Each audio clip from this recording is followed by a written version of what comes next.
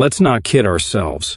Without Caitlin Clark, the WNBA doesn't command headlines, spark debates on national television, or flood social media feeds with highlight reels. She's not just the story, she is the story. Ticket prices, viewership spikes, sold-out arenas, charter flights and merch sales with record-breaking numbers aren't happening in a vacuum. They orbit one gravitational force, and that force wears number 22 for the Indiana Fever. Consider this: when Clark is suiting up, the cheapest ticket to a Fever game hovers around $45. The moment she's out, say, due to an injury, that price crashes like a stock in a scandal. A prime example? The June 7 matchup between the Fever and the Sky. Before Clark's injury, tickets started at $86. Post-injury, a humble $14. That's not a mild fluctuation. That's an 83% nosedive, a market collapse in miniature. And guess what?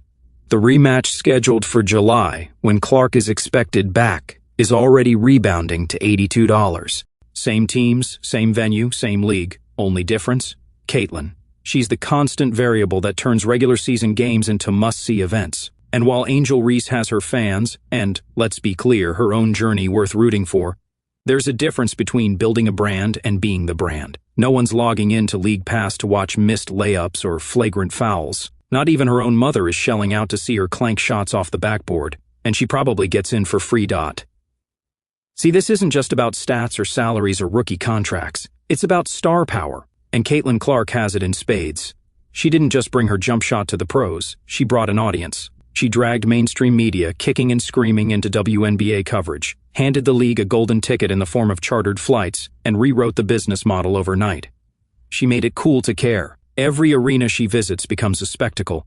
Every possession she touches becomes a meme, a clip, a trending topic. She's the reason why opposing arenas are suddenly packed with teenage girls in custom jerseys, why dads are booking weekend flights, and why ESPN can't go a day without mentioning women's basketball. This isn't a rivalry, it's a one-woman revolution. Now. Sure, the narrative loves a foil, and Angel Reese, with her bravado and reality TV-style energy, plays the part well. But let's call it what it is, theater. The actual game, it's being dictated by Clark. She's setting records, changing minds, and shifting the culture. She's the one who made the WNBA appointment viewing. And while the league should, and eventually will, be deeper than one star, it's not there yet. For now, the numbers, the ratings, and the resale markets don't lie. When Clark plays, people watch. When she doesn't, crickets. Angel can keep playing her role, but there's a difference between being a compelling character and being the protagonist. And right now, Caitlin Clark is writing the script, directing the camera angles, and collecting the box office receipts. The truth? This league needs Clark more than Clark needs the league. That's not shade, it's economics. And while it's healthy for any sport to have rivalries, you can't force a duel when one player is sprinting and the other's still tying her sneakers. The WNBA has waited years for a moment like this. Someone who draws in the casuals, the curious, and the previously indifferent. And now that moment has arrived, not with a whisper, but with a logo three-pointer. So let's not pretend this is about who talks louder or flexes harder.